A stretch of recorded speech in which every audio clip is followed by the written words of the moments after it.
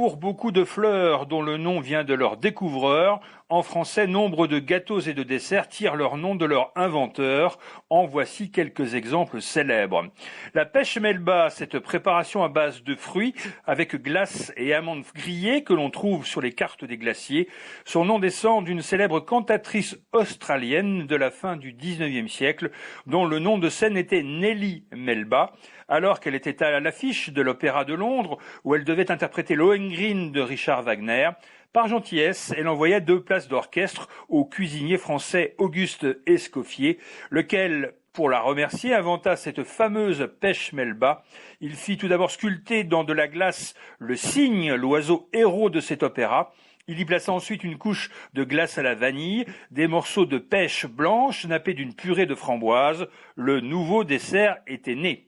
La crème chantilly, elle, a été inventée par un cuisinier et maître d'hôtel très connu sous le règne de Louis XIV, François Vatel.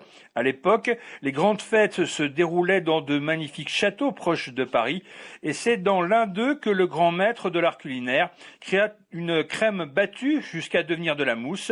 Il ajouta du sucre et la parfuma aux fruits. Cela se passait dans le château de Chantilly, qui donna donc son nom à cette crème célébrissime. C'était à la fin du XVIIe siècle.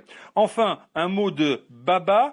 Ce dessert est une commande du duc de Lorraine, ancien roi de Pologne et beau-père de Louis XV, Stanislas Ledzinski. Il demanda à son cuisinier de créer ce gâteau fait d'une génoise aux raisins secs, largement imbibé de sucre de fruits et couronné de crème chantilly. Et comme le duc, dit-on, était un grand amateur des contes des Mille et une nuits, il lui donna le nom de Baba, en référence à Ali Baba et les 40 voleurs.